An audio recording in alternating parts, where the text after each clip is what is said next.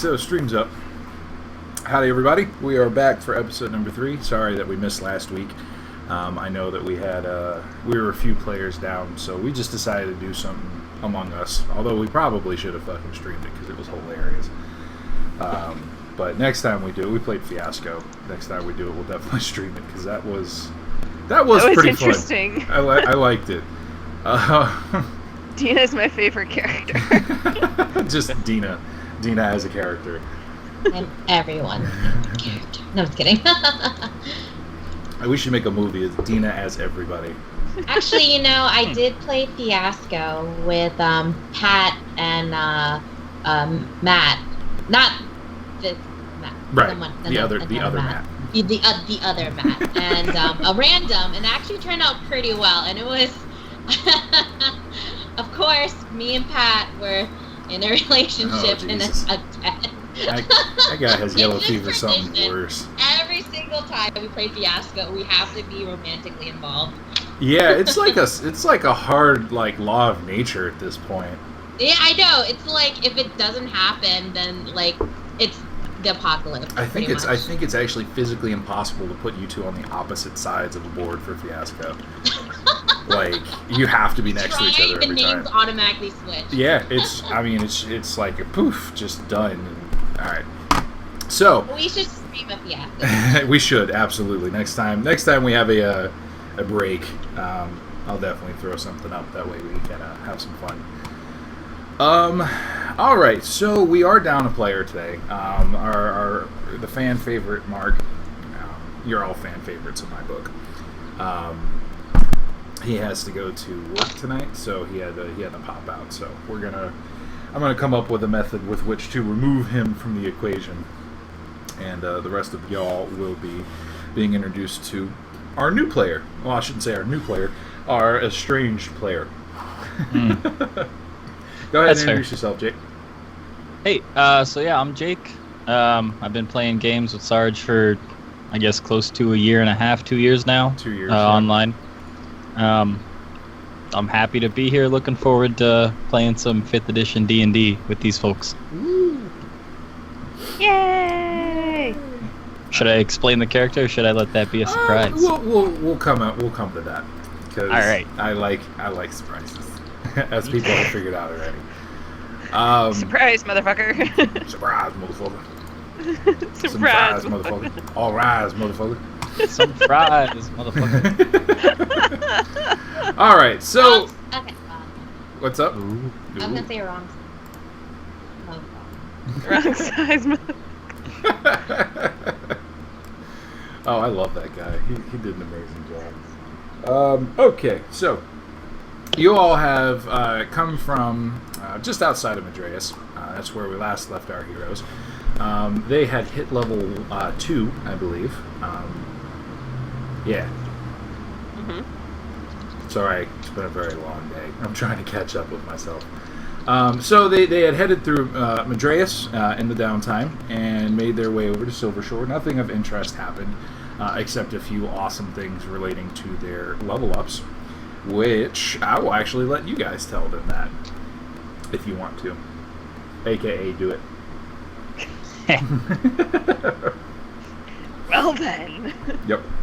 So something quirky, not quirky, something I have set up for this game is I don't believe in random power-ups. People just don't get more powerful. There has to be something behind it, a drive, training, something like that.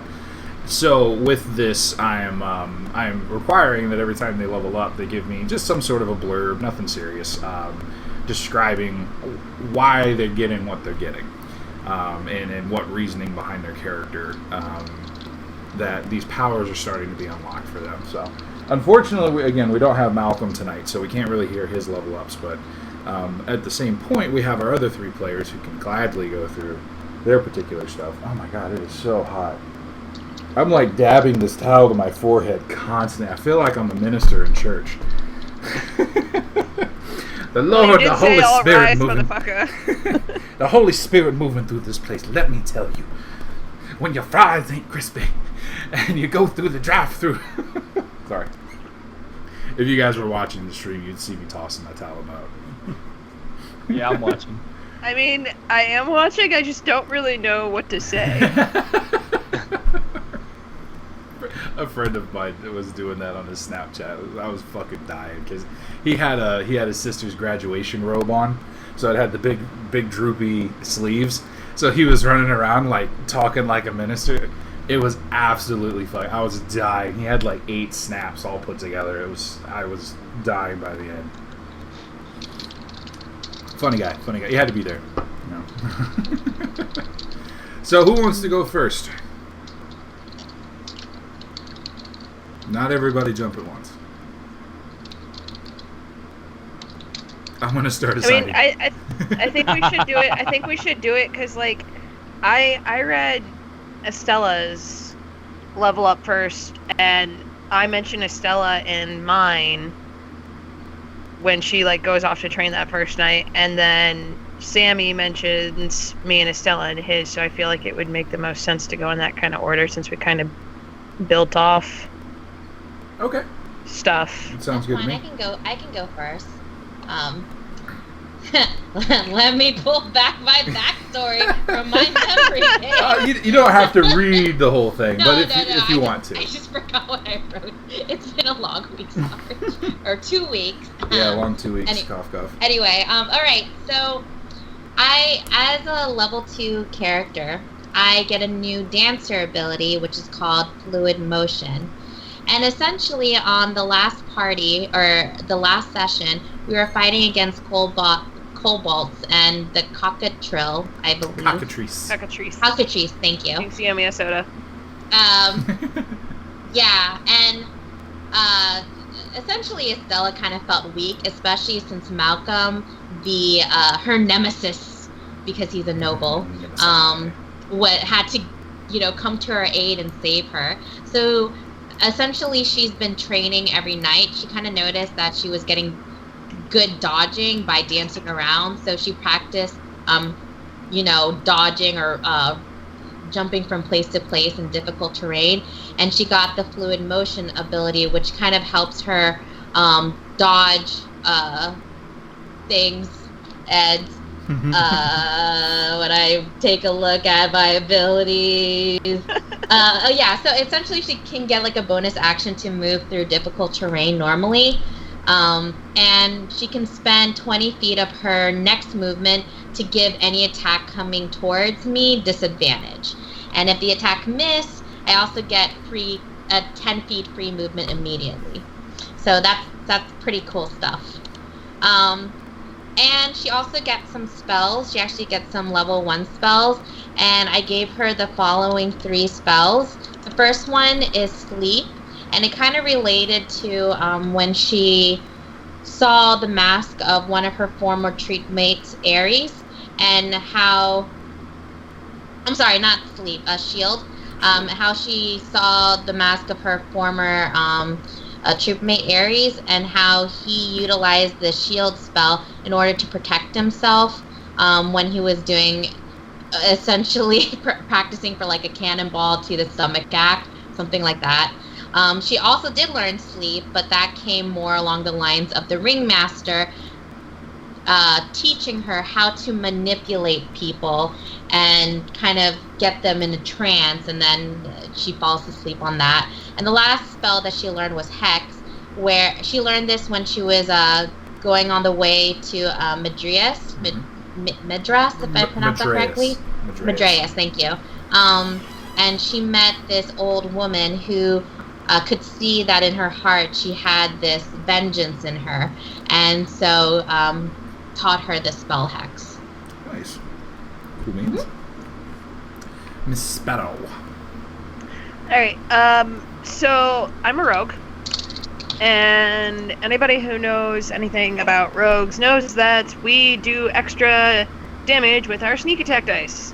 However, there are conditions that need to be met for the sneak attack to be a sneak attack.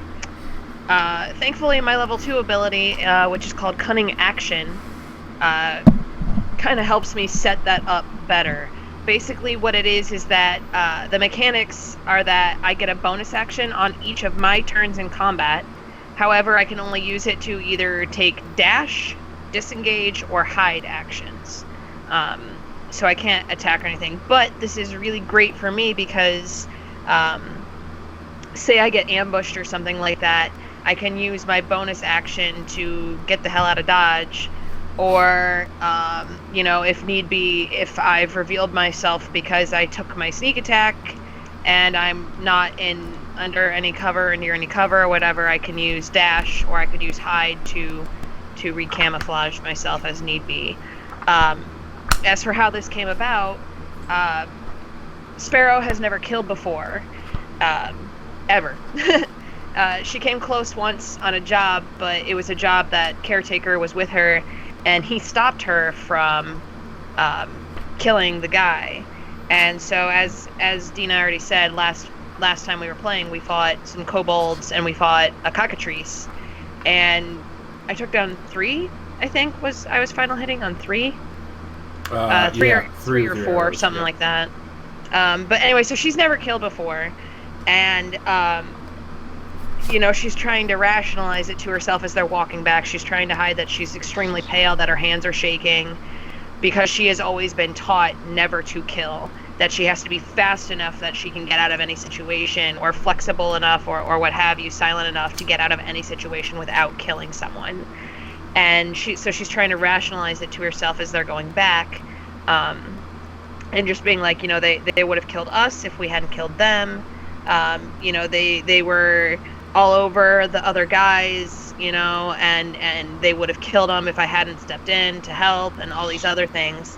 But it still doesn't change the fact that she now has blood on her hands, and it's now that the adrenaline has kind of died down, all she really wants to do is like scrub and whatever. And she kind of notices that Estelle has slipped off, and while she would like to follow her and perhaps find a spring or something where she can just like kind of wash and try and get the blood off her hands, so to speak, she ends up falling asleep. And during her dream,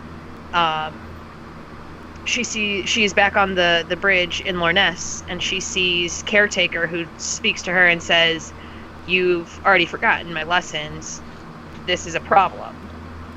And then it changes to a forest at night. The way that dreams do, kind of randomly change whenever they want, because that's what they do. And Caretaker isn't there anymore. Instead, it's a sort of female's voice speaking to her from the shadows and the night sky. And she ends up fighting a shadow creature very similar to the ones that come out of a ashfall. And so she fights this thing, and she's trying her hardest to fight this thing, because the voice has basically said, either you beat the crap out of this thing and learn your lesson, or you die, and you don't wake up. So she's trying to fight this thing, and obviously, she comes very close to dying, and at the last second, as she's kind of just preparing to accept her death at the hands of this thing in this dream, she remembers a couple of key people and the party members, and that kind of gives her that extra little push she needs to just move that little bit faster, to disengage that little bit easier, and so on and so forth, until she's finally learned the lesson that she needed to the satisfaction of whatever is giving her this dream. And the thing in the dream called her fledgling, which is a baby bird, so it kind of fits with her moniker. Yep. And then she wakes up and she is sore for several days, because for whatever reason her body feels like she just put it through the ringer. So Oakley dokley. Cool beans. Samael? Alright, so after the battle with the kobolds, Sam came back. I'm just trying to remember it. I should probably pull up the story. It has been let's a bit. Let's just all pull up Google Docs. I kind of remember, from what I remember I wrote, he sort of decided, as he was cleaning off the sword and working on his armor and stuff, he'd been neglectful of his training, and he needed to rededicate himself to that. And so that's where the fighting form comes in. And now I need to remember which one I chose for that. I think it was dueling. That's the one I chose because you can do it with a shield. Right. So he was going to start training again every morning, and he also decided that he needed to continue to dedicate himself to his faith. And as they were traveling to Madras, one morning while he was out training, he stumbled across a deer that was dying, and he wouldn't have been able to save it with his normal ability to heal, which is the lay on hands ability. So he prayed over it, and he managed to cast a level 1 spell. It would have been, I think, Cure Wounds is the level 1 spell for Palace. Yep. And that saved the deer.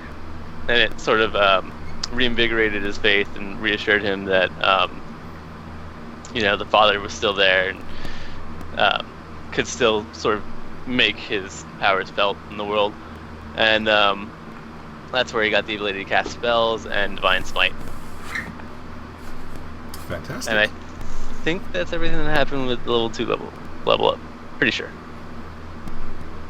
Ding. Cool. All right. So, with all of your misadventures coming up through Madras, you managed to ride another 2 days across the top of Lake Dalk. As you progress through the northern road, the air starts getting a bite to it. You start seeing less trees, more shrubbery, more rocks. Think like northern Scotland type area. Start seeing patches of snow with little weeds poking out of it, struggling for life.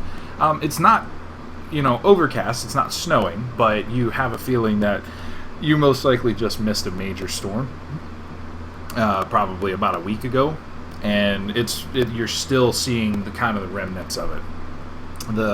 The dirt itself is very soft and mushy. Makes it a little bit harder for the horses. Every now and then you get a rear or a buck, and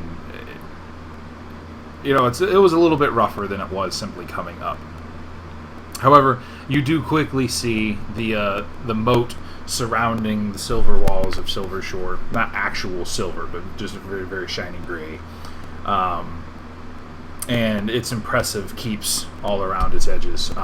The way Silvershore is structured... Who's been to Silvershore before? I have. I have briefly, many, many years ago. Okay. Pas-de-moi. All right. So you're approaching from kind of the southern/eastern road here. Silvershore itself... That pretty... right? I think it looks pretty nice. Silvershore itself is not the largest city in Celestia. However, it still is the seat of power. There's a lot of trade that comes through it. There's a lot of trade that comes down from it. A lot of ambassadors and guild members start here. So you see kind of the small smokestacks of a lot of smithies toward the northern side of the city, up in this area here. But toward the south, you start seeing the crests of gold, brass, silver spires, very unique-looking buildings. Does anybody want to make any checks? Sure. Can we all make checks? Yeah, what would you like? I want to check my wallet and make sure I have money in there. Oh no. Make me a perception check. Oh, nat 1. Look at me. You totally have, like, Damn it. the lost fortune of gold doubloons. Oh, no, wait. Those are just acorns. Okay. I want to make a history check and just see what I know, even though I've never been here Okay. before. What specifically are you trying to think of or remember as far as your history?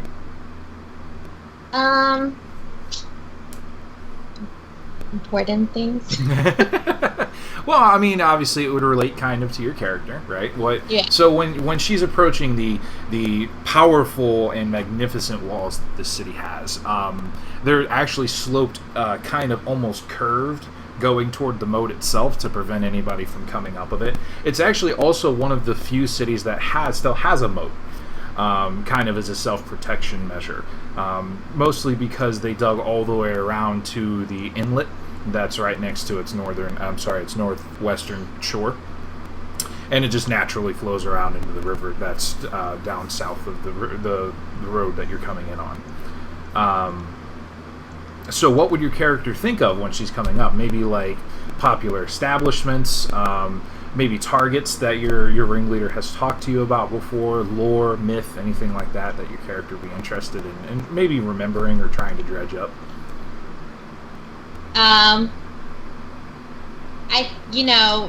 Things relating to her background. Wink, wink, wink, wink, wink. Okay.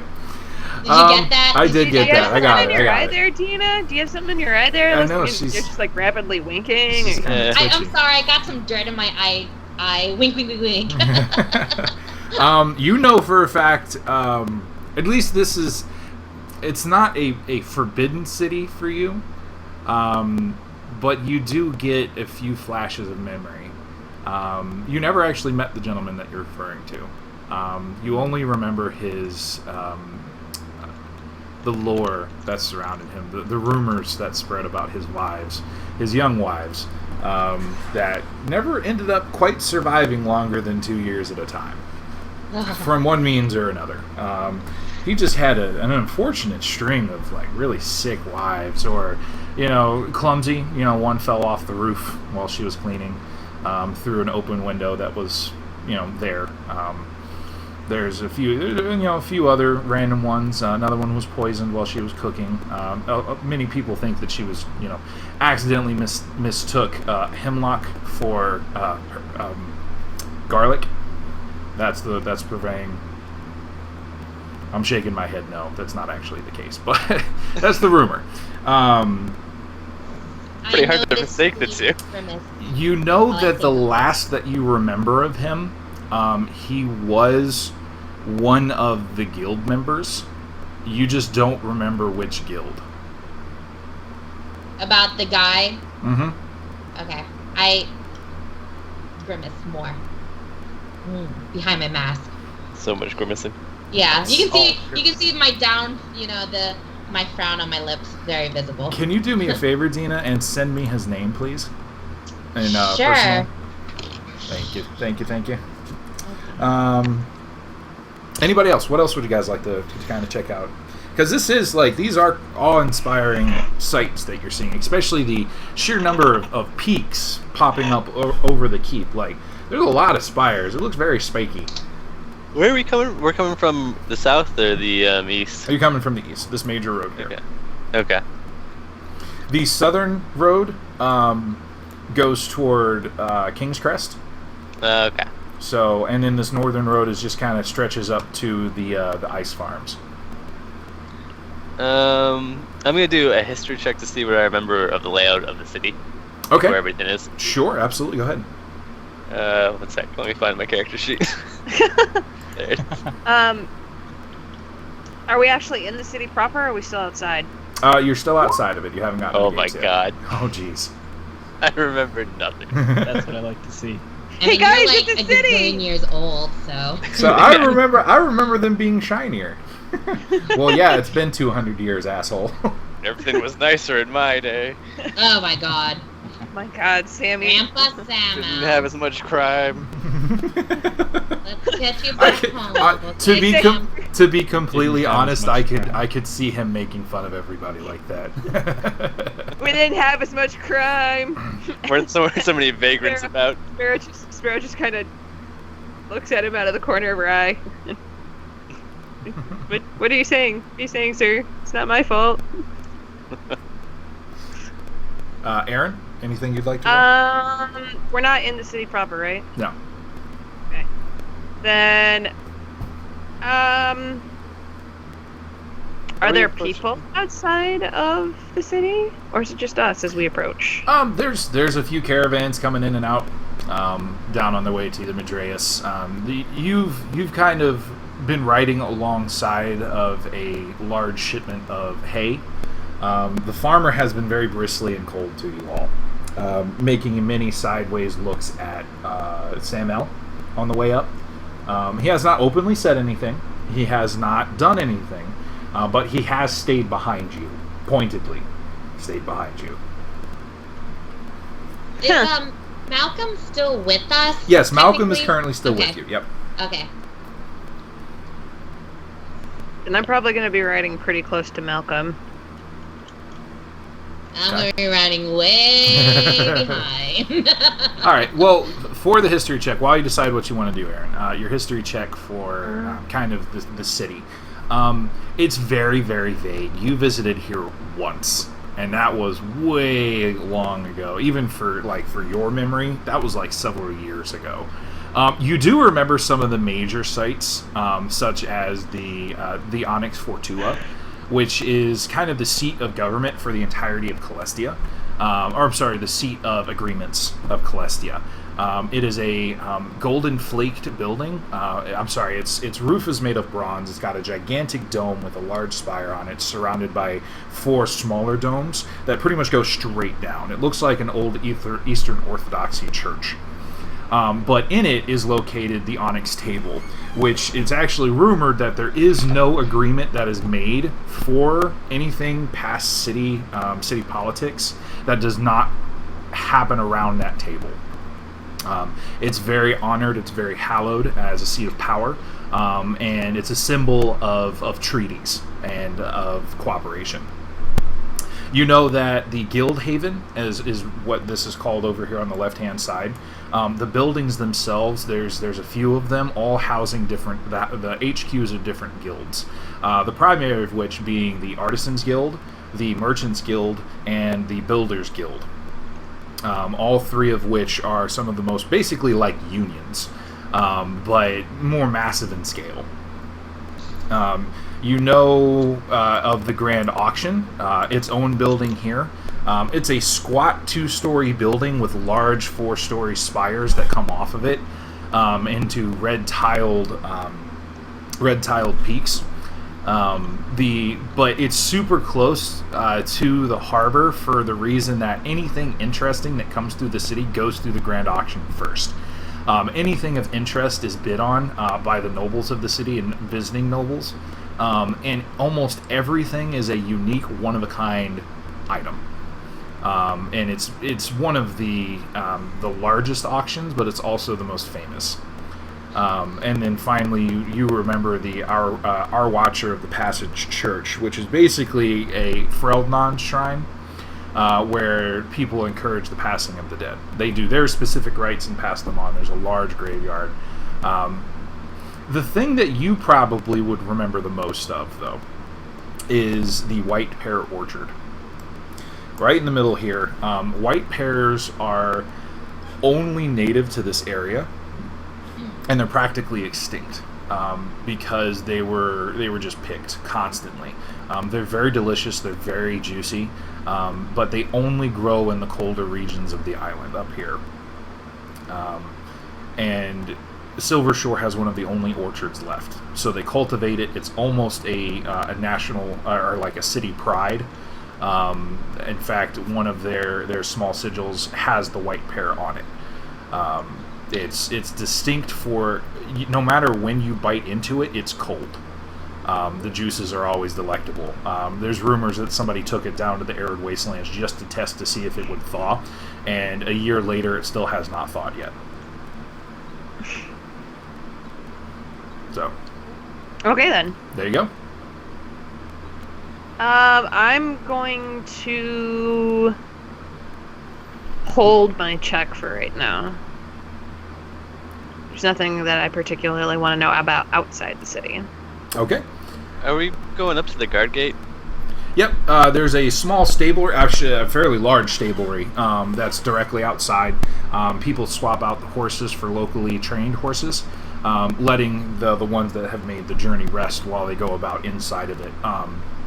You see several caravans that have already hooked up. They're currently switching out the horses. Looks like they take pretty good care of them.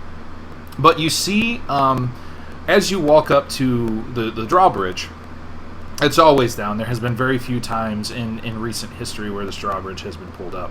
However, as you come up to it, you see several guards in a very pompous looking black and purple uniform. I'm talking like the nice vest with the poofs around the biceps and the thighs, and the poofs themselves, while black, have the purple lining on the inside, the ruffles. Their shirts are ruffled. They have the wide brim hats with the large feather on it, and very, very large, menacing halberds. And they kind of targets. So they so as you trot up to them, they quickly, they look up at you and kind of roll their eyes. Do you have papers? Papers are required to enter? No, we just need to know who's coming in. I look at Malcolm. Malcolm nods quickly and pulls out papers with the sigil of the Lord Drac on it. And they look over it and open it and read it quickly. Oh, you're who they're expecting. Oh, okay. Well, please, by all means, go in. Papers, please. Papers, please. So Do they. we leave our horses at the stable? That's up to you guys. I will leave my horse at the stable because I think it's fine. Okay. Yeah, I think that would probably be. We'd probably leave it first. Okay.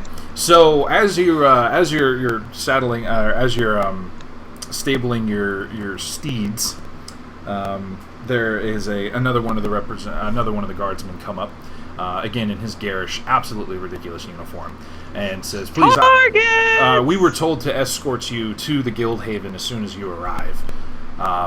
Would you care to follow me? I would appreciate not having to be forceful about it." My fingers kind of start twitching slightly.